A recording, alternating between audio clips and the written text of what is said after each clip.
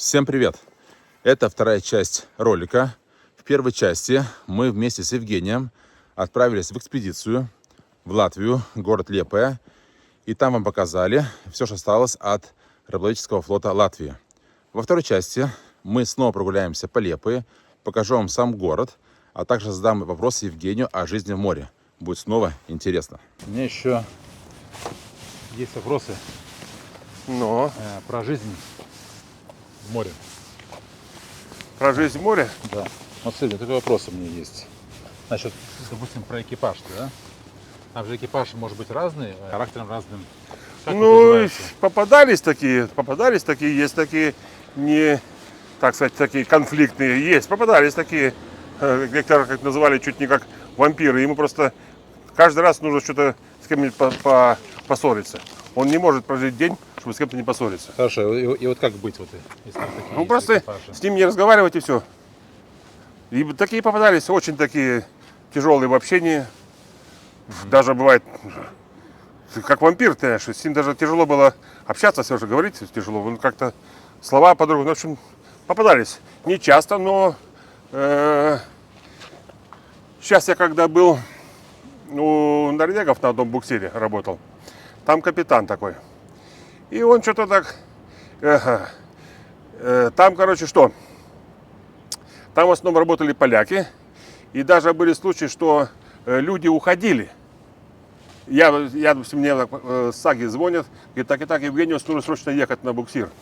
Ну что, приехал туда, а этот до этого штурман с торпом. Они зашли, он ничего не говорил, взял чемодан, свои документы и ушел с парохода.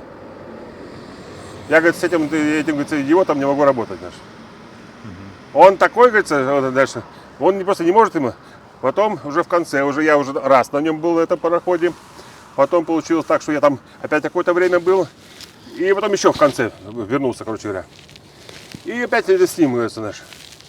И он, до этого я тоже с ним сильно подцапался. И он, когда увидел меня снова, you again here? Я говорю, да. Потом уже в конце снова он так достал, просто он не может, знаешь, с чего ему нужно устроить скандал. Потому что я так очень серьезно сказал, что если будешь еще раз, а до этого еще позвонил этому хозяину эту компанию, так и так, он ненормальный, он психически нездоров. Да, мы знаем, но осталось ему работать до пенсии 2 месяца, поэтому мы его вынуждены держать. Его там, если, в Норвегии такое дело, что если тебе осталось как минимум год до пенсии, хозяин не может тебя уволить. То есть ты должен доработать эту. Хорошо, ты что вопрос такой? Какой возраст у моряков? Сейчас разный возраст есть. Там и молодые такие. Я помню, тоже был в свое время самый молодой на пароходе, а потом оказался уже самый взрослый на пароходе наш. И что интересно, за все время, даже мне как-то интересно было чувствовать себя, за все время мой рост 1,77 м. Я так получилось, что за все года, там 40 лет в море, я 2 раза был самым высокий на пароходе. Это 1,77 м, это было... Я так немножко нос поднимал, чтобы так еще оказаться выше. Да, потому что там работали с филиппинцами, они мне посюда. Но я, короче, дальше на целую голову был выше их. И как-то себя, знаешь, очень таким собой чувствовал, знаешь, таким. Вообще считается, люди в Литве довольно-таки высокие. Ну, сейчас немножко изменилось. Раньше как-то больше было, сейчас поменьше, знаешь. Не, ну, посмотришь. Посмотришь, да? Да. У меня есть друг, вот, он приехал, он низкий. Да? Низкий? Да, ну вот. Коротышка? Не, ну вот так вот, да? Ну. Да, ну, то есть не 1,80 м, да, меньше, не знаю, сколько там. У меня 1,77 м было. Ниже. Он говорит, приехал в Калининград, и все, большой. Ко мне знакомый с Новосибирска приезжал. Ну. Он тоже говорит, что все здоровенные такие. Может быть. Так нет, про этот возраст мы так и не закончили. Я когда работал на этом, у Светковской болоте, нас было 6 человек на борту. Ну, там, конечно, работа тяжелая. И уже рыбаков практически уже не осталось. Молодого-то не загонишь. В другую сторону, здесь шумно очень. Опять начинают шуметь. Ну, идем другой, там подальше. За нами следят. Ну так что, у нас средний возраст на этом пароходе был 60 лет. 60 лет средний возраст парохода. Это когда ты здесь ходил, да? Да, вот на этом судно называлось Тови. Ну а сейчас этот хозяин посмотрел, что они уже рассыпаются. рыбалка плохая. И он эти два парохода, Инсе и Тове, отправил на утиль, в Дании, там Эсберг, отправил на утилизацию. Хорошо. По поводу досуга. Какой досуг вот в море? Какой он был раньше и какой вот сейчас? Раньше что? Раньше это было, считалось, там на больших пароходах, там это, идем туда, в ту сторону. На больших пароходах. Знаешь что, давай прогуливаться, будем город показывать. Да. Хорошо. И поговорим. На больших пароходах это было, так сказать, чаще всего ежедневный показ кино, крутили кино. Был в салоне, стоял этот Видеомагнитофон, да? не видеомагнитофон, а этот кинопроектор, так назовем. Кинопроектор. И фильмы были еще такие в бобинах, такие бобины, здоровые такие, металлические коробки такие. Но они вот такие были, знаешь, вот такие. Здоровые такие коробки. И там на такой бобине был копия фильма. Вот. И все, перед рейсом, перед выходом в море, специально ехали там в библиотеку, брали книги, там судовую библиотеку, там тоже там под роспись, туда-сюда. Это столько бывало, что какие-то терялись, это книги там вычитали своего оклада вычитали за эти книги, потому что чаще всего третий помощник был ответственный там за библиотеку, а за фильмы чаще всего был ответственный радист. Вот, радист или какой-то акустик, который, вот они ответственны за это. И вот каждый вечер крутили эти фильмы, или же можно было книгу взять почитать. Ну а самое интересное это было чемпионат судна по Шишбешу. Шишбеш это название такое морское, а на самом деле это, кстати, обыкновенные нарды. И мы такие уже были, такие, как называется, мастера, что мы там не то, что считали, а уже берешь, уже фишку уже ставили, там, если бросаешь, там 6-4, и сразу уже знали, куда, что поставить уже. Там эти, наши такие мастера были, и вот был чемпионат по Шишбешу. Лично у меня получилось выиграть 2 чемпионата по судну. А по поводу кино, да? Кино. Кино, по поводу кино. Кто был киномехаником? Ну, или кто умел был просто? Ответственный, конечно, был был ответственный моряк, которому, может, даже чаще был боцман был, и ответственный за показ фильмов. Ему за это даже немножко доплачивали. Как киномеханику. И он, так скажем, присматривал за этими фильмами. Ну, часто бывало, что они там рвались. Его задача тоже был такой аппарат по склеиванию пленки. Вот он там должен был перематывать эти бобины, склеивать. Ну и время от времени мы тоже менялись этими фильмами. Но именно своей базы. То есть нет такого, что, допустим, клайпедские поменялись с калининградцами. Вот, если ты в Борфе ходил, значит ты с Борфа пароходами и меняешься. А уже с калининградцами такой не менялись. Потом уже, конечно, когда появились уже видеомагнитофоны, когда уже эти видеокассеты уже стали собственностью не то что базы, а именно собственностью парохода. Потому что все эти видеокассеты, чаще всего и видеомагнитофоны, покупались за культмассовые денежки. Какие денежки? Культмассовые. То есть каждому моряку тогда выплачивалось там немного, там, по-моему, 2 копейки или 3 копейки в сутки. На каждого выплачивались культмассовые валютные денежки. Валютные. Ну и вот и в конце рейса там с экипажа там, ну, набегала сумма такая не маленькая, даже потом уже и видеомагнитофоны покупали, и телевизоры покупали такие, которые можно было, эта система как Палсикам тогда эту... Кодировка, да, разная была? Да, кодировка, чтобы можно было... Там пройдем, ну, там пройдем. Ну, посмотрим, пока Вот. покажем, клип вылетит. Вот. И вот покупали телевизоры, такое дело. Вот.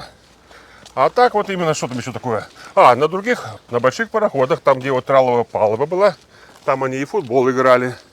Футбол даже? Да. Футбол играли, натягивали по бортам сети, чтобы мяч не улетел. И играли в футбол. на других пароходах там на плавбазах и волейбол играли. Но я лично видел, мяч был подвязан. То есть где-нибудь там на стреле была веревка такая, и мяч, учитывая всю длину, с края на край, и вот был подвязан. Привязан мяч, да? Подвязан, да, был мяч. Я лично видел. Ничего себе. Хорошо. Так, какие зарплаты вот раньше были, сейчас какие зарплаты в море? Ну, зарплаты. Кстати, вот зарплаты. На этих БМРТ, ну это старые такие постройки, они даже и в Клайпеде тоже строились, и очень много потом строились в Николаеве, в Украине. Там большие судоремонтные заводы. Смотрите, видите, кошка, она кого-то видит. Так, мышка, не мышка. Оп, птичка была. Ладно. Вот. Зарплаты были, ну, считалось, что на этих БМРТ часто бывали прогарные рейсы. То есть они уже были старые, рыбу не догоняли. Там и экипаж был такой не совсем опытный. Ну и так. А вот где я работал, вот с этим, когда вот с этим Берзиншем, латышом, колхозником разговаривали, мы тогда очень хорошо заработали. Мне тогда за 4 месяца, это был 89-й, нет, да, не 89-й, подожди. Да, в 88 году мне тогда насчитали за 4 месяца 2800 рублей. 2800 рублей. Да? Угу. И еще это без учета валюты. То есть валюта тоже составляла такую приятную часть зарплаты моряков, которая часто бывало тратилась на заход, там, на покупку всяких джинсов Монтана или там Супер Перес. Вот. Ну, при желании эти боны можно было продать. Раньше считалась такая такса: один бон 10 рублей. Один бон 10 рублей. Ну и там бывало, что другие там получали там 70 бон получали. То есть, в принципе, это дополнительно очень такой приятный, хороший добавок. Хорошо, но это вот 8, какой ты говорил, 6-й год, да? 88-й. 88-й. А вот так вообще сколько платили в советское время морякам? В советское время у меня оклад был, как у третьего помощника, 145 рублей считался. И вот в других местах, в зависимости от этого экипажа, валютные деньги насчитывали от заработанной суммы, а 2800, по-моему, там считалось, то ли 5%, сейчас не могу точно сказать, или же от твоей зарплаты. Был такой тариф, было 22% платили в Анголе, а если ты работал в Мавритании на осьминоге, вот я там однажды попал в Мавританию на осьминог, там платили 33% от оклада. Ну и по тем временам я тогда и магнитофон купил, кассетник тогда, и по-моему, что-то еще там купил. То есть, в принципе, можно было там хорошо. Вот, 33% платили. И еще, допустим, в Монголии, что хорошо, платили за выгрузку. Выгрузку, вот рыбу выгружаешь, и там, ну, за рейсом набегало там 20-30 бон набегало. В принципе, тоже не так плохо, допустим. А те, которые на промысле были, им платили 7 долларов за тонну, что ли. Но эта сумма делилась на весь экипаж. То есть, допустим, даже те, которые не участвовали в выгрузке, допустим, какой-нибудь там партийный работник, такой замполит. Но на это замполита тоже делилась эта сумма, которую заработали моряки, перегружая рыбу в трюме. Хорошо, а какие зарплаты сейчас в море? Зарплаты всякие разные бывают. Я, допустим, знаю, что там знакомый Стармех на большом пароходе, он как-то с ним встретились, что-то даже разговорились, у него оклад 12 тысяч евро. Долларов, не знаю, евро. Это когда в море находится или все время, каждый месяц? Ну, я так понял, что когда на пароходе. А когда на берегу? Есть какие-то? Бывают такие так называемый возвратный бонус, который, допустим, ты возвращаешься на пароход, то есть компания заинтересована тебя, чтобы ты вернулся. Не то, что кого-то нового снова обучать, нового снова кого-то искать, а ты уже работал на этом пароходе, ты его уже знаешь уже, ты уже знаешь все обстоятельства этого парохода, ты уже знаешь болячки этого парохода. И другие компании выплачивали такой, говорится, возвратный бонус. Ну, это бывало, что там такое единоразовое пособие, там, скажем, ну, бывало, смотрите, конечно, от позиции, ну, бывает, и там и 500 евро могут дать, а другие, допустим, ты находишься на берегу, тебе каждый месяц просто доплачивают, там, скажем, 300 евро, то есть такие называемые камбузные такие, или там 500 евро такие. Ну, а вот так вот, какие вообще зарплаты вообще? Вот на рыбаках какие зарплаты? На рыбаках, вот на этом пароходе, что где я был, на этом ТОВе, мы поймали 600 тонн. В общей сложности я там был 40 дней на этом пароходе, там не полных 40 дней. Там мы еще, у нас там повар такой, говорит, что-то у него бзыки зашли, он взял свой чемодан и ушел тоже с парохода. И мы были 6, а он ушел, мы остались 5.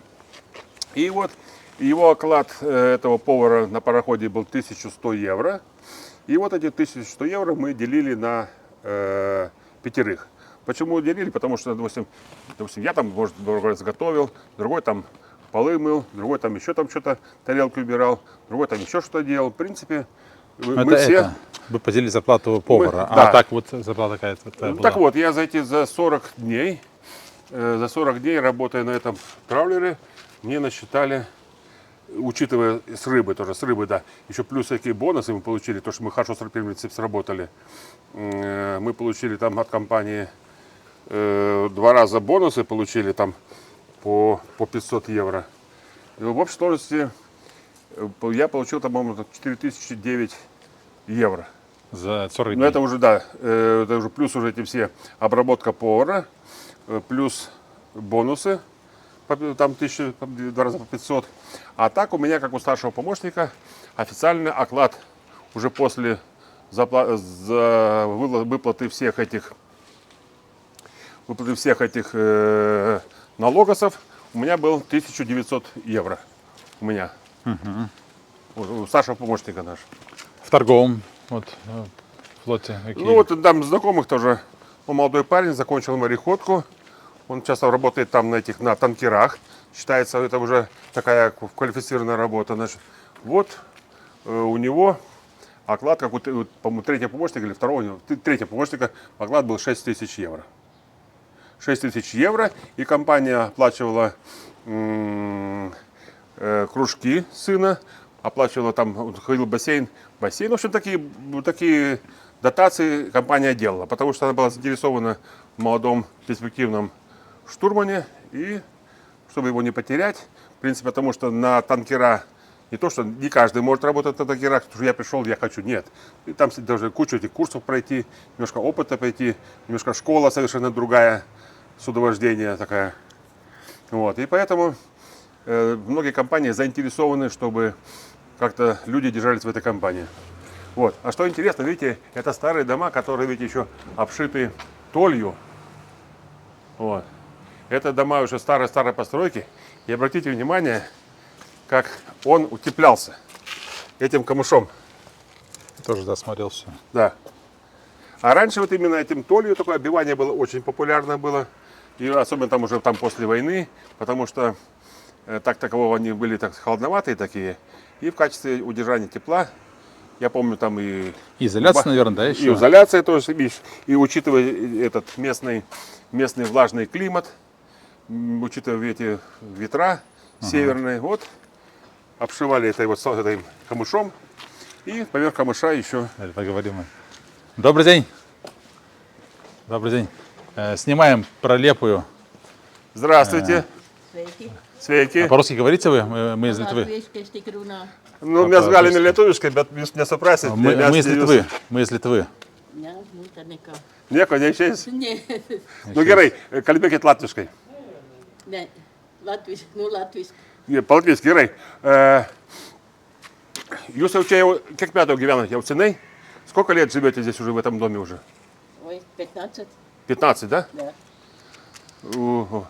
Но он такой старый дом, старый дом очень, да? Старый. А сколько лет дому? Ну, не знаю, но 700 70, ну, 700 года? Вот, Да. это он еще там еще при царе строился еще. Да, но совсем О, какой старый дом. Старый, я. Ну, Рыбачик. а вы работали в колхозе, да? в Балтии? Нет, не работаю. Нет? Нет. А раньше работали? Нет. Нет. А тепло в доме? Вот дом такой вот деревянный, как вот в нем? Ну, если дрова есть, тогда тепло. Тепло, дровами нужно топить уже. Да. Ну. А мы специально приехали с Клайпеды, и вот немножко там поснимали эти вот рыболовные траулеры, потому что в Клайпеде этот рыболовный флот, все, ноль полностью. Да. И латыши купили, лепойские, да. вот, и они там вот здесь, работают. А в Литве сейчас полностью рыболовный флот, нет ничего. Нет. Ой. Совершенно. Там тоже был как колхоз был рыболовецкий.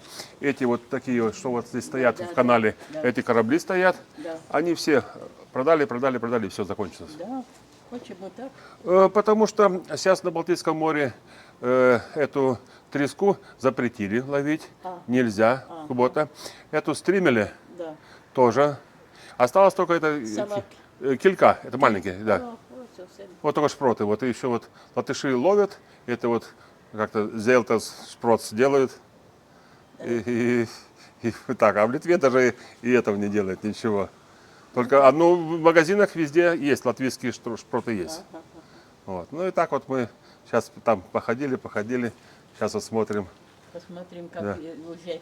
Ну, что интересно, в Лепое сохранились такие старые дома, Да. а в Клайпеде старый город очень маленький, и там что-то есть, но крайне мало. Деревянных домов в Клайпеде вообще нет, ноль. А тут Паланге. А Паланге, да, Да, там. Паланге, да, там уже совершенно по-другому все. Я. По-другому все, да. И вот где Швентое, там тоже вот там есть такие, а здесь ничего не осталось. Хорошо, Ну, вам да. доброго здоровечка, Вам спасибо. тоже, вам тоже. Да, до свидания. До свидания. Ну вот, видишь, интересно. Сначала не говорили Да, по-латышски. да.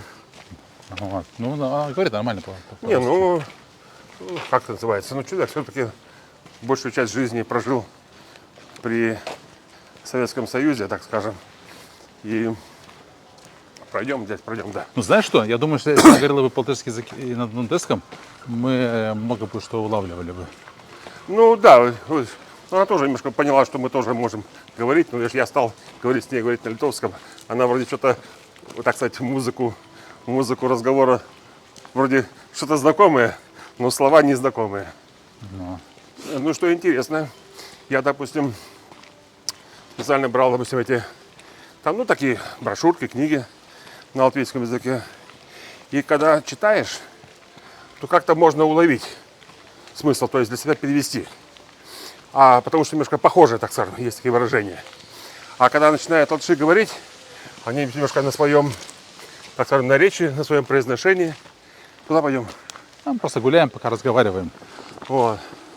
И смотри, видишь, они тоже все это вот заброшенные покупают. Заброшенные, но что делают? Да. Смотри, еще, вот я подумал по поводу зарплат. Ты же, Зарплата. когда бываешь на пароходе, ты как бы получаешь деньги, ты их не тратишь, то есть на самом деле ты очень много экономишь. Да. Тебе не нужна одежда, Да. тебе не нужно там платить за коммунальные, тебе не Нет. надо платить никакой там за квартиру не надо платить. Вот. Еда у тебя бесплатная. Да. Вот. Билеты бесплатные. Все бесплатно тебе. Ты Да. просто экономишь деньги, просто зарабатываешь все в карман. Ну, раньше в те времена и было такое выражение, что, значит, хочешь денег сэкономить там и за еду в море шли. А в старые времена, когда показывают этих пиратов, там, помнишь, даже специально, говорится, кого-то там подпаивали, специально похищали и потом затаскивали на пароход. Ну, не, на пароход, а на парусник, так называем. И выходили в море, и все уже. Так, еще. Сколько зарабатывают матросы? Матросы, мотористы? Это, я, допустим, это был еще до ковида. А когда ковид был, Игорь? Закончился в 22 году. Вот, а начался в 20 году, мне кажется. 19, наверное. Ну, может, в 19-м, да, 19-м. Ну, По-моему, 3 года был. В 19 году на этом пароходе у нас, там матросы были филиппки, у него было 1852 доллара в месяц. Сколько? 1852. 1852. Это когда было? Сейчас, да? Ну, в 19 году. В 19 году. Сейчас где-то, я думаю, что поднялось, конечно. Сейчас где-то порядка, я слышал, что где-то, ну так, 2600, там 2700 получают. Это если мы. А приходилось разговаривать с этими филиппками, филиппинцами. Мы их просто ласково называем филиппки. Вот, ласково называем. Это не в обиду, а так, ласковое слово. Вот они, что интересно, они чаще всего, практически все, устраиваются на пароходы через компании круинговые. И эта круинговая компания заключает договор с судовладельцем. И судовладелец зарплату этих филиппинцев посылает сначала в компанию. И по разговорам этих филиппинцев очень часто эти компании их зарплату прокручивают. И, допустим, бывало, месяц прошел, уже месяц, как должна быть, прийти, мы уже получили зарплату свою, мы уже получили, а филиппинцы еще за прошлый месяц даже не получили. Потому что бывает, что эти деньги прокручивают, это раз, а с другой стороны, эти компании, вот мне как один филиппинец говорил, make to deduction, то есть костят, срезают. Срезают, да? Срезают и довольно так чувствительно срезают. Но, допустим, на Филиппинах семья так, ну, конечно, не шикуя, но, в принципе, так скажем, может, там из 4 человек может прожить за там, 250 долларов. Приходилось разговаривать тоже с этими с индусами. Сейчас у нас очень индусов много приехало работать. Они там на этих велосипедах ездят, эти пиццы развозят, эти фастфуды развозят, болт развозят тоже. О, смотри, что мы пришли. Юрнику Центрс. Сименс Центр. Siemens Center. Можем зайти. Не, ну заходить не будем, а то с камерой скажут. Ну, почему? Или можно зайти. Сейчас посмотрим. Ага, пожалуйста. Вот здесь дети почему-то сидят. Клин. Хлебзабалт Клин. Ну, Siemens Center, центр моряков. Ну, вот видишь. Это спортивный зал, да? Да. Здесь дети. Дети занимаются в спортивном зале. Дальше идем. Ну, вон дети занимаются, пожалуйста. Наши детей не будем снимать. Что-то еще есть. Интересно, Siemens Center, спортивный зал. Так, а здесь что? Туалет. Туалет, раздевалки. И снова спортивный зал. И снова раздевалки. Ладно. Так, пока что я вижу спортивный зал только. А детей не будем снимать. Понятно, они бегают, слышно. Так. Так. А что наверху находится? Смотрим? Не, я не пойду. Не пойдешь. Siemens Center, Липая, was built в 2002 году. Так, One Transport Federation. Ну, вот так вот. 2002 года. Ну, вот выходим мы из Siemens Center. Интересно, на самом деле. Я раньше не знал, что там происходит. Ну, очень удивился, что здесь спортивный зал. Да, видишь, пожалуйста. Ну, раньше это Siemens Центр, может быть, раньше это, может, был Siemens Клуб, может, был. А Siemens Center и Siemens Club это не то же самое? Ну, сейчас, может, уже это дело, Siemens Клуб уже, может, не актуально для моряков. А раньше там считалось там зона отдыха, они там приходили, там, им раньше даже экскурсии организовывали этим морякам. А сейчас почему не актуально? Ну, сейчас, во-первых, это, таких длинных стоянок нету, как мне рассказывал один норвежский капитан. Он, ну, еще пацаном 16-летним, или, по-моему, да, 17 лет. Ну что, видите, в деревне единственная работа была, только идти в море. Или идти на ферму, выращивать там этих баранчиков, или же идти в море, единственное. С 47 года рождения. Вот. И вот он говорит, я тогда, кажется, еще таким юнгой пошел в море. И в море, он говорит, был 2,5 года. Я говорю, сколько? Он говорит, 2,5 года. И так, такого, без такого сожаления, без ничего. Я говорю, а что так долго-то нашло? А он говорит, мы работали там в Карибах. И мы там между там, США там, и карибскими там, этими портами, мы, говорит, имели регулярные рейсы. И мы, говорит, там, допустим, туда ходили, туда, в Бостон, может, ходили, туда в Бостон ходили, там грузились, и потом с Бостона куда-нибудь на Карибы туда. И мы, говорит, там приходили туда и стояли, выгружались 2 недели. 2 недели, говорит, там, говорится, 2 недели. Так я говорю, так может, там уже у тебя уже есть, может, там уже норвежский наш ребенок тебя ждет, когда папа приедет. Ну, в общем, заулыбался. А так многие, так именно 2 года они были. 2 года были. И именно так вот именно норвежские пацаны практически все именно начинали с моря. И именно почему даже он сейчас капитаном, а все эти многие в свое время начинали кто простым, говорится, матросом, кто там даже мотористом. Ну, чаще всего они бывают там этими мессбоями, то есть там какими-то камбузники там картошку чистили. Или многие там бывало, что там начинали, там переходили в повара. А потом уже по прошествии там морской практики они там шли учиться заочно. И потом уже, учитывая всю эту морскую практику, они переходили в офицеры, в штурмана и потом в дальнейшем капитаны. А что ты еще спрашивал такое? Еще мне интересно про поваров. Поваров? В Сюреле повара бывают хорошие. И они реально повара бывают. Ну, бывает, что разные повара такие. Допустим, раньше такие, говорится, не знаю, у нас на пароходе таких поваров называли... Знаешь что, давай уйдем с этой улицы. Здесь очень громко машины ездят. Давай уйдем. У нас таких поваров называли кузнец. То есть там такое безобразие там готовил. У нас такой был казис такой. Ой, вообще такой, знаешь. И ну, я то, что никто ему не мог слова ничего сказать. Там все были недовольны, но все немножко, как говорится, так придерживали язык за зубами. Даже там, где я в каюте жил, мы жили 4. Я жил, тралмастер жил, рыбмастер жил и жил 3-й механик. По размеру наша каюта была как купе в поезде. По размеру такая небольшая. И вот этот Витас, он был 33-го года рождения, как и мой отец. Вот. Витас говорит, знаешь, говорит, Евгений, ты лучше с ним не связывайся.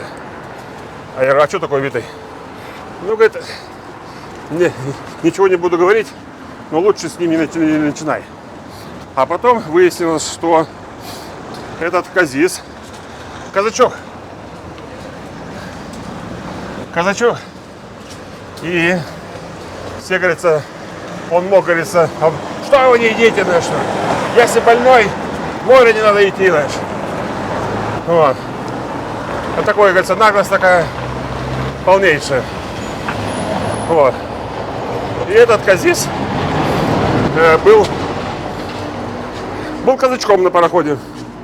Откуда он взялся, этот казис? О, про казиса вообще такая история целая. Но надо про него этого казиса сказать, чтобы люди знали, как все это происходило. Это он уже, я так с ним как-то уже потом более-менее, так сказать, стал разговаривать, общаться наш. И вот он стал про себя рассказывать. Он 31-го года рождения. И когда ему было 19 лет, в 50-м году, он говорит, как раз когда вроде начали в армию брать, а он говорит, не, в армию не хочу. Пойду, говорит, в эти стрибасы. Что такое стрибасы? Это именно, сказать, как назовем стрибас? Что такое стрибас? Ну, это те, кто ловили этих лесных братьев. Сами литовцы ловили литовцев. Да. Их называли потом стрибасы, потом стали называть коллаборанты. Вот. Ну и вот этот казис пошел в эти стрибасы, чтобы не идти в армию. Допустим, мой отец в армию пошел Его забрали в 1952 году, и он служил 4 года, в те времена служили солдатом. Вот. 4 года. А Казис пошел в Стрибасы. И вот он однажды рассказывал мне такую историю, что он пошел в эти Стрибасы, и их, говорится, отряд этих Стрибасов, там еще плюс, может, какие-то воинские части, вот эти солдаты, может, были регулярные.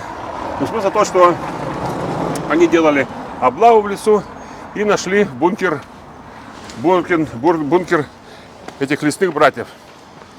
Вот. Бункер лесных братьев. Как нашли? Там разные случаи бывали. Другой раз находили, но чаще всего потом уже, это, говорится, войска НКВД, войска МГБ потом уже были. Они, конечно, там перевербовывали всякими разными методами. И шантажем, и угрозами, и так, говорится, ну, говорится, там чаще всего пытками, угрозами, что если ты не скажешь, всю твою семью завтра поедет в Сибирь. Были такие случаи, что сам там, например, был немножко связанный, они сказали тебе, хочешь, Да. пусть семью твою везем, а хочешь, будешь информатором. Да. Вот. И вот они с этим отрядом, видно, кто-то, может, подсказал, где этот бункер находится. И вот они нашли этот бункер. Вот слова этого Казиса, как и было дело. Мы, говорит, нашли этот бункер, там сказали, мол, сдавайтесь, они не сдавались. А мы тогда взяли, закидали гранатами этот бункер. Ну и там, говорит, всех там перебили. И потом, они, говорят, мы там перебили их, с таким, говорится, пионерским задором все это было сказано. А потом, самое дальше такое, знаешь, уже такая улыбка такая у него такая была странная. Как похоже показывает, есть его в фильме такой Ганнибал Гектор такой. Вот у него похоже этого Ганнибала улыбка такая. И я, говорит, знаешь, взял такой крюк, и мы этим крюком уже эти тела погибших вытягивали наверх. Говорит, мы вытянули 5 мужчин и 1 женщину вытянули с этого бункера. А, говорит, уже вечер уже было, темнело. Мы, говорит, их побросали в кузов этого грузовика. Ну и там поехали, вернулись. А на следующий день мы, говорится, снова поехали в Бажмиткаймис. Что такое Бажмиткаймис? Это литовская деревня, в которой был костел. Был костел. И в те времена очень часто эти все НКВД, НГБ, этих погибших лесных братьев раскладывали вдоль забора этого костела. И им вложили в руки автоматы. И так таким методом пытались максимально запугать население. Вот. И он, слова этого Казиса, дальше что, значит, мы это все это привезли в этот Бажмиткаймис, стали их выгружать, а они, мол, за ночь у них тело, говорится, схватилось. И как-то, говорит, плохо руки гнулись, пальцы гнулись, чтобы дать автомат, и чтобы палец был на курке. И он, говорит, рассказывал, что как он эту руку гнул, этому погибшему, там у него плохо сгибалось. И я ему там палец загнул, слышал, говорит, что-то немножко треснуло такое. И я видел у него улыбку. Улыбку у этого Казиса, знаешь. Как он рассказывал, как он мертвым погибшим вкладывал в руки, их посадили вдоль забора и вкладывал в руки этот автомат. Сейчас уже это был 87-й год, считайте, прошло уже почти 40 лет, уже, говорится, эта улыбка у меня с памяти стерлась. Но первые года и первые 20 лет у меня эта улыбка, знаешь, чуть не в глазах стояла, каким он радостью об этом рассказывал. Ну и дальше что? Когда закончилось все это мероприятие, как называется, с лесными братьями, когда было все закончено, когда многих было вывезено, допустим, вот даже конкретный пример, там один мой родственник, уважаемый человек, там эти лесные застрелили очередного представителя колхоза, значит. Ну и потом приехал с города Скиданяя МГБ, так сказал, так, Йонас, ты будешь у нас председателем колхоза. Он говорит, я не хочу, значит. Я не хочу, говорится, значит. Я не буду. А он тогда, говорится, вытащил пистолет у себя с кобуры, И, короче, в голову направил Йонасу этот пистолет. Или ты, говорится, будешь председателем, и, говорит, или завтра собирайся, поедешь в Сибирь. Всю твою семью. Ну, Йонас сказал, дайте ему подумать. Ночью пришли, там с леса пришли братья, лесные братья наши. Они назывались в Литве Лайсвискавотой. Ну вот, Лайсвискавоты, это можно перевести борцы за свободу. Лайсвискавоты. И вот борцы за свободу пришли вечером. Ну, говорит, Йонас, мы знали, что ты сейчас у нас председатель колхоза, но мы тебя не будем убивать, потому что ты уважаемый человек в нашей деревне, ты не за красных, не за тех, ты добросовестный земледелец, поэтому будь у нас этим колхозом, этим председателем. И он где-то там, не знаю, то ли месяц, то ли два был этим председателем колхоза этого, там, Ланчуновой. Вот. А дальше что случилось? Дальше случилось то, что этот Казис, а сам Казис, он родом с Мелроги. Здесь это, ну, район Клайпеды возле моря. Ну, сам по себе он такой, говорится, чем-то, вот, Игорь тоже говорит, что допустим,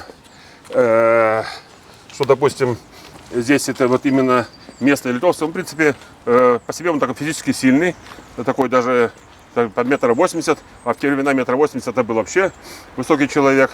И вот он такой, говорится, на натуральном еде, вот он пошел в эти стрибасы. Вот, ну и что? И дальше, что он рассказывал, тоже таким довольный, таким, а потом он немножко даже сердился. Он говорит, эти, говорится, эти, мол, меня обманули, сказали, не возьмут в армию, но все равно, говорит, меня, говорит, взяли в армию, забрали. И потом он так через какую-то секунду, говорит, все равно, говорит, хорошо мне было. Он попал в отряд НКВД Берии. И в его обязанность входило конвоирование и охрана там на вышке, где-нибудь там в ГУЛАГе этих пленных, и пленных этих арестованных, арестантов. Вот. Ну и что он говорил, что типа, говорит, там нас кормили хорошо, еще там у нас было все, в принципе, нормально. А самое лучшее, говорит, было ночью стоять на посту. Я говорю, что ночью стоять было на посту? Говорит, нас хорошо кормили, у нас еще, говорит, можно было еще спирта раздобыть. И, говорит, вечерами к нам, говорится, девушки и молодые женщины сами приходили. Вот его слова. Как это он рассказывал про себя. Потом что? Потом наступило время перестройки. Время, так сказать, 90-е годы. И тут этот Казис, сотрудник НКВД и этого МГБ, нашел какую-то зеленую шапку, такую шапку. Туда на эту шапку задел, поставил этого Витязя, прикрепил. И все, Лайсвискавотой он стал теперь. Все, за свободу Литвы. И начинал, эти коммуняки, да. И как получилось? Я как-то стоял на вахте на пароходе, и он тоже рядом стоял на другом пароходе. Ну и так это было летом, то я немножко вышел на причал походить, и Казис меня узнал, тоже, о, привет, наш. И он начал это вот в этой шапке своей с Витязем, и он рассказывал, типа, вот эти коммуняки, тогда сейчас Литва будет свободная, мы там им покажем, мы добили своего.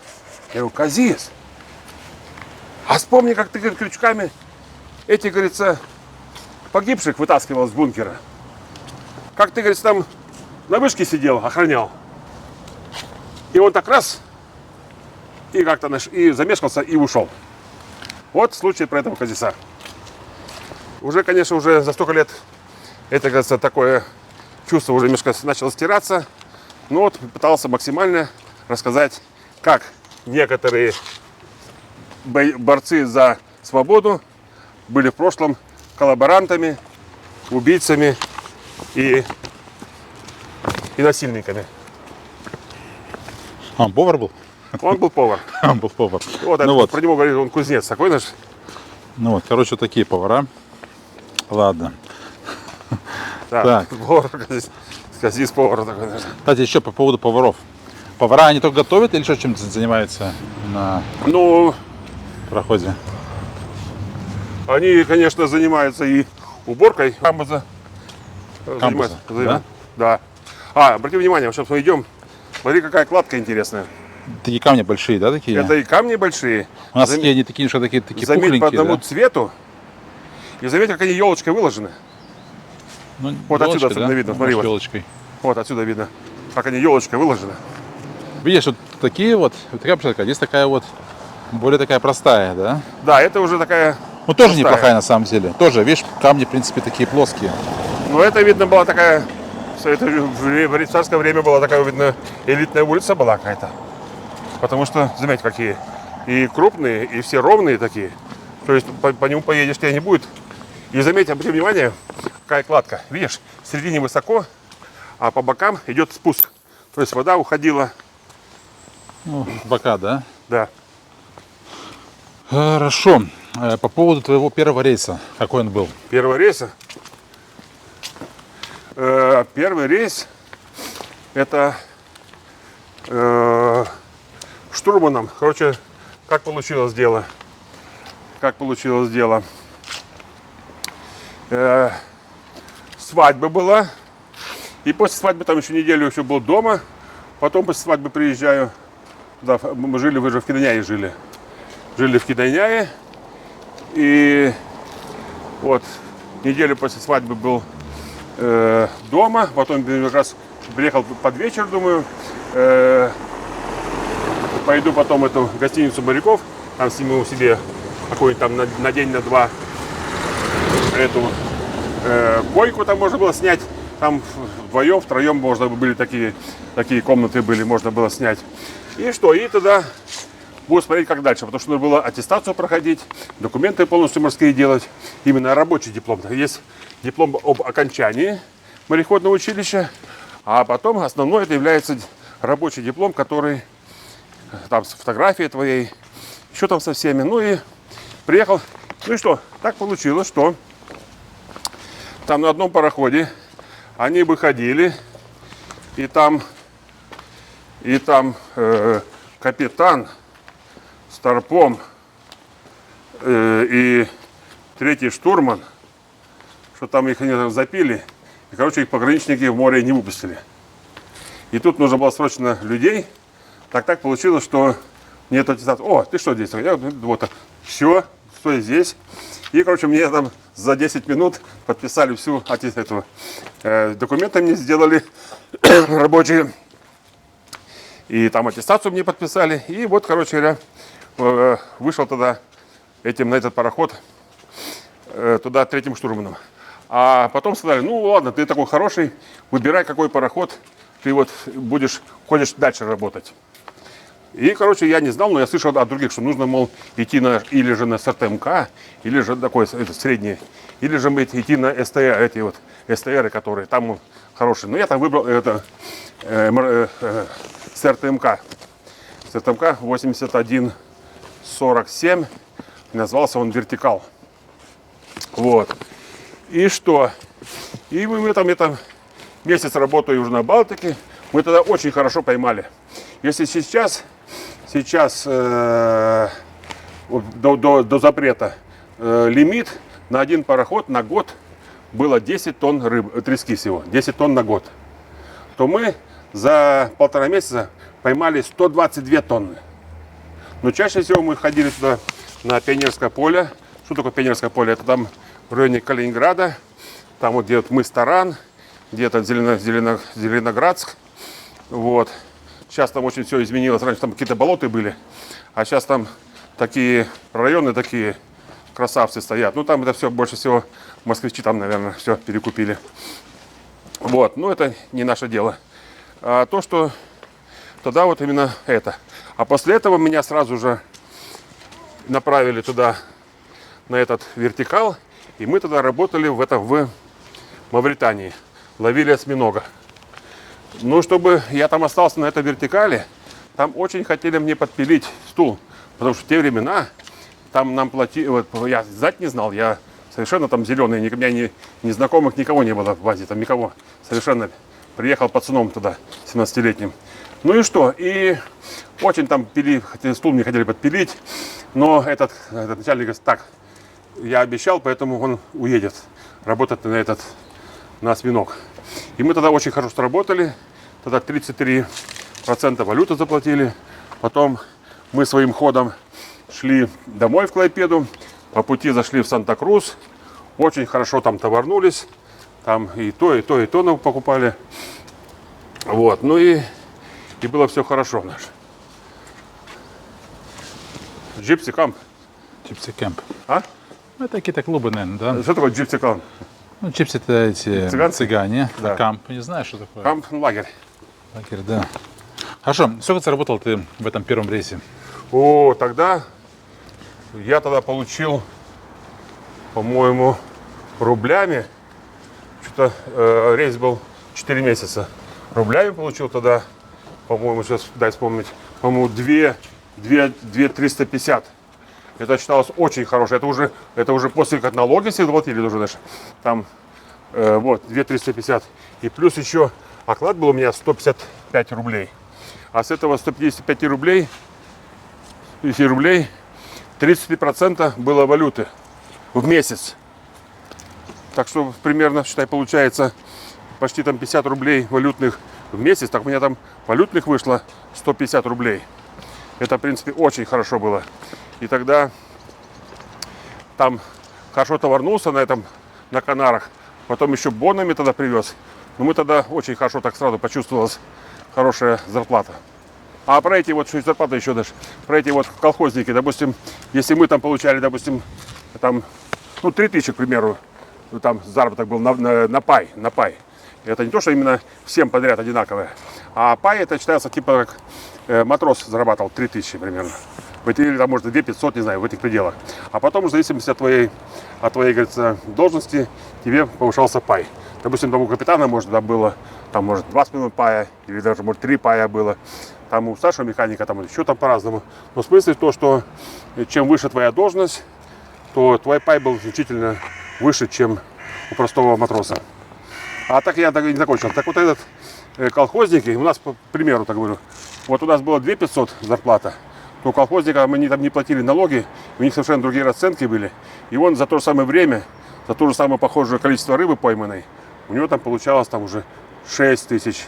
У меня, допустим, 2,5, там 3, у него 6. А почему он не платил налоги? Ну, считалось там это у них как-то по-другому. Он же в советское время жил, да? В советское время, но он считался как колхозник. Там у них совершенно такая другая оплата была. Совершенно другие там всякие коэффициенты были, совершенно другие. А вот это здесь вот этот, может, конечно, потом мы отдельно снимем про этот большевик или как? Про какой большевик? Колхоз рыболовный. Я думаю, что сегодня уже это будет уже... Мы сегодня, я думаю, снимали серии 3-4. Ну так вот. Так вот это дело, этот Лайма был, тоже, считай, новый. А еще раньше там у них вообще были БМРТ, где экипаж там 80 человек было. Так там эти пароходы назывались, по-моему, Зинтеркрас, Кракт, то есть янтарный берег, Зинтеркрас, а другой назывался Зинтердземе. Есть ли романтика в море? Ну, романтика, когда мы курсантами были, когда там первый раз вышли на Крузенштерне, когда там первый раз увидели за границу, мы когда, сколько мне там было, 18 лет, мы вышли из Севастополя и плыли туда на этом паруснике Крузенштерн к Турции туда. И когда мы туда приплыли, увидели этот берег турецкий, значит, то, конечно, была какая-то романтика была. То есть все как необычно. Даже думалось, что здесь как-то и воздух совершенно другой. Ой, как-то пытались... Вот чем отличается воздух здесь в Севастополе от воздуха в Стамбуле, конечно. Хотя мы были в море, знаешь, там не в самом городе, знаешь, а именно там на паруснике, это. Ну, в общем, вот это была романтика. Романтика была, когда на эти мачты лазили тогда. А высота мачты порядка 40 метров. Я помню тоже, что тогда в Севастополе находясь, нам там тоже разрешили такое учебное лазание сделали по мачте, по реям, по этим вантам. Ну и что? И там, по-моему, во второй день я тоже самый залез туда, на самую эту мачту, на первом гроте. На первом гроте на мачту залез. Ну и что? И потрогал клотик. Клотик это самый топ мачты наш. Это считалось такой, знаешь, ну, так сказать, шиком, это классом считалось. Это сейчас я такой, кажется, толстый, неуклюжий. А раньше был спортивный и очень цепкий. Вот. А сейчас, что интересно заметить, в Лепое очень популярно раскрашивать стены домов. Ну, Много зданий таких заброшенных, да? И, в принципе, так они ну украшаются. смотри, фонтаны Палас, welcome every day, first class террасы, food, drink, live music. Ну, есть клуб, да? Клуб. Ну, раньше, может, клуб был, конечно, а сейчас уже, Мне кажется, сейчас уже есть. ну, может быть, Летом открывают его. фонтаны Палас, Туборг. Ну, а Алкоголь. смотри, как думаешь, сейчас молодежь идет за романтикой? Сейчас этой романтики, можно сказать, уже и нету. Потому что таких желающих пойти в море с каждым годом все меньше и меньше. Вот. Так я так не досказал что-то, знаешь. Я так что-то вылетело из головы. Так этот норвег, который там 2,5 года наш был на пароходе наш. Так он, как он сказал, говорит, раньше мы были, как он сказал, before we are the seamen, but now we are industry workers. Раньше мы были моряками, раньше были моряки, а сейчас мы рабочие индустриальные. Заводчане, да? Какие-то? Заводчане. Заработчане. Зарабатчане, это другое. Да. Фонтан Палас, food, beer, рок-н-ролл. Ясно. А ты вообще, когда вот поступал в мореходку, вот, ты так думал, да, про романтику? Чтобы... Я думал про романтику. Мне вот именно моей мамы отец, он в этой морской форме, он воевал во Вторую войну и был один из участников обороны Ленинграда. И вот он в этом, говорится, фуражке с гюйсом, значит, в тельняшке. Мне его очень впечатляло. Я моряком хотел быть с 7 класса. Сначала думал поступать после 8 класса, но никого знакомых не было моряков. Кто бы посоветовал, куда что. Думалось куда-то в Ригу. Вот тоже там никто наш толком не знал ничего. Был такая, от других слышал, что в Одессе там принимали после 8 класса. Значит. Ну, кончилось тем, что я после 8 класса не поступал. А уже после 10-го вот узнал про Клопецкое мореходное училище. Ну и вот там и учился в Клопецком мореходном училище. А вот смотри, видишь, какое специальные такие стяжки, видишь. И вот эти железные, видишь, какие. Очень похоже на букву Ж, да? Я думаю, что это буква Ж. Буква Женя.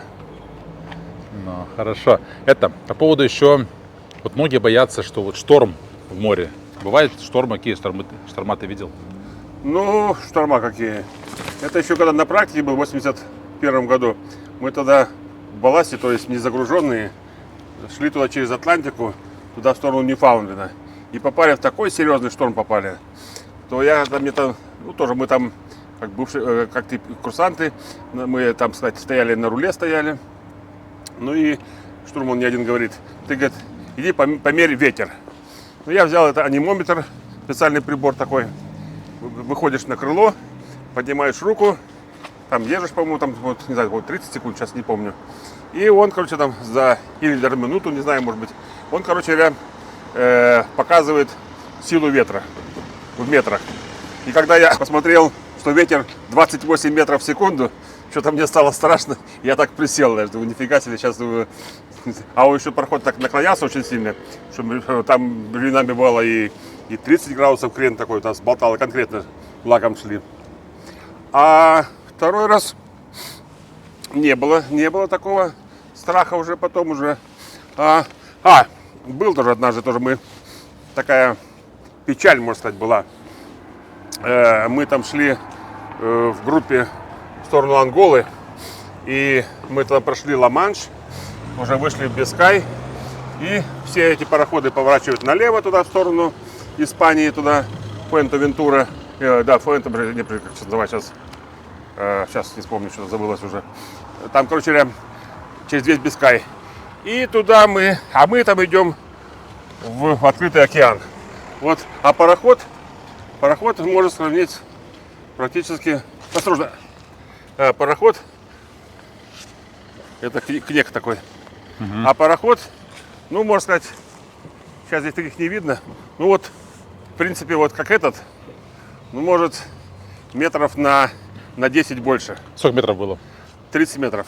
30 метров, да? Ну. 30 метров. Здесь метров столько здесь. Я думаю, что метров здесь таких 18. Ну, в общем, вот от кормы, ну вот еще сюда да все. Вот такой пароход наш. И мы на таком пароходе в океан. И попали в шторм такой, нас 3 дня колбасило, 3 дня нашего. И были такие случаи, что так нас пароход задирало, что винт был, выходил из воды, и как пропеллер, такой тряска такая, казалось, что сейчас корма оторвется даже. То есть так подхватывал пароход, что винт оказывался как пропеллер в воздухе. У нас, к сожалению, закончилась батарейка, поэтому пришлось вернуться в машину. По этому ролику уже будем заканчивать. Всем спасибо, кто смотрел. Надеюсь, вам было интересно. Не забывайте ставить лайки, а также хайповать. Всем спасибо и всем пока. Пока, до новых встреч!